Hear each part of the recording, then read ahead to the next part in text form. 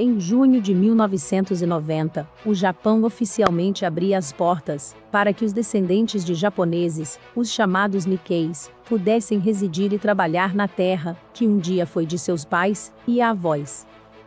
Assim os filhos, Niseis, e netos, Sanseis, tinham a opção de deixar um Brasil devastado pelos planos Cruzado, Verão, Collor e outros pacotes que não tiveram sucesso. O governo japonês regularizava uma prática que começou no início de 1987, quando o dólar atingiu pela primeira vez o valor de 140 ienes. A desvalorização do dólar teve início em 1985, quando valia 240 ienes. O Japão aceitava os termos do Acordo do Plaza, que deflagrou a chamada bolha econômica, a isca para a vinda dos chamados Dekassegues, trabalhadores temporários. Naquele ano de 1987, começaram a aparecer anúncios de emprego no Japão, veiculados nos jornais da colônia japonesa no Brasil. A moeda brasileira era o cruzado. Para se ter uma ideia, um auxiliar de escritório ganhava 5.000 cruzados. Uma cozinheira, 3.000 cruzados, um engenheiro, cerca de 19.000 cruzados. E um diretor de empresa, 50.000 cruzados.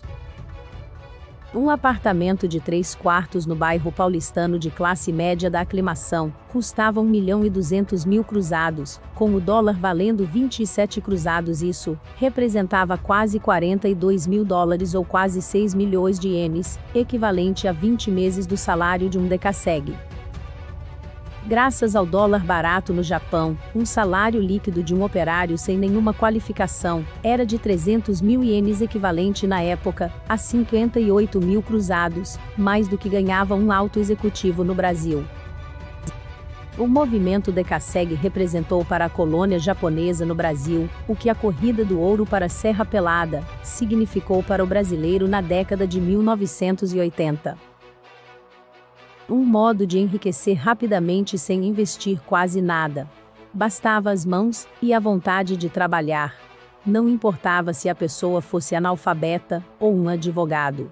Todos tinham a chance, desde que fosse japonês, seu filho ou neto. Quanto ao garimpo Dekassegue, o ouro, ou seja os dólares, começaram a ficar escassos a partir de setembro de 2008, quando aconteceu o que os japoneses chamam de choque Lehman, a crise financeira global, que começou com a falência do banco Lehman Brothers. Assim como os miseráveis garimpeiros, que ficaram sem ter como extrair suas pepitas, a grande maioria dos Dekassegues não tinham mais seus empregos. Sem moradia. Muitos foram acolhidos por igrejas, albergues e casas provisórias. O resultado imediato foi a diminuição da população de brasileiros nas ilhas nipônicas. De 320 mil em 2008, chegamos em 2016 a quase 180 mil.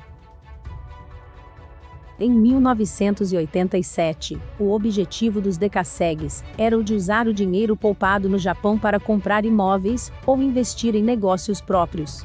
Muitos conseguiram atingir seus objetivos, pois o Brasil era um país barato para quem tinha moeda forte como o dólar.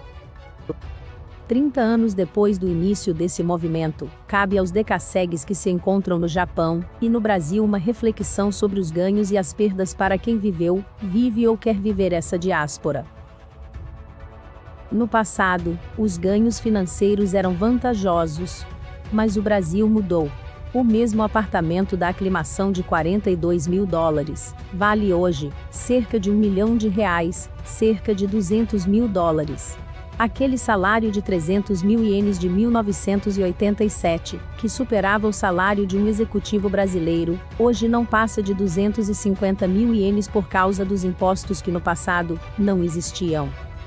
Hoje um Dekassegue ganha quase 12 mil reais, que apesar de ser um bom salário para padrões brasileiros, nem chega perto dos vencimentos de um executivo. Resumindo, o apartamento de classe média, que o Dekassegue podia comprar em 1987 com 20 meses do seu salário, hoje em 2020, vai levar quase 100 meses. Hoje, o sonho de Kasegi de poupar no Japão, para comprar uma casa decente no Brasil se esvaiu pelos números apresentados.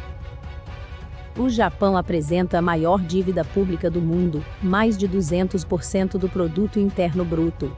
Com a tendência de crescimento, deflação dos salários e inflação no custo de vida são uma realidade. A crise já chegou em 2020. Ela foi preparada bem longe do Japão, mais especificamente no coração de Nova York, em Manhattan. O movimento de Kasegi foi disparado pela desvalorização do dólar, que foi aprovado na reunião do então G5 em 1985 no Hotel Plaza em Nova York. A crise financeira de 2008 foi ativada pela falência do banco Lehman Brothers, cuja sede ficava no número 745 da 7ª Avenida, 15 minutos de caminhada do Hotel Plaza. Agora, em 2020, podemos ter eventos que podem afetar o Japão e o mundo, provocado pelo presidente americano Trump, que está sendo responsabilizado pela negligência contra a doença do Covid-19. E não está conseguindo controlar a pandemia mundial. Trump é conhecido por ter um arranha-céu também em Manhattan, o Trump Tower localizado no número 725 da 5ª Avenida, praticamente vizinho do Hotel Plaza, que fica no número 768 da mesma avenida. Coincidência ou não, o destino dos brasileiros no Japão foi selado nessa região ao sul do Central Park. Hotel Plaza e o Banco Lehman já fazem parte da história. Veremos se Trump vai iniciar a próxima crise global a partir do aconchego da sua penthouse do Trump Tower.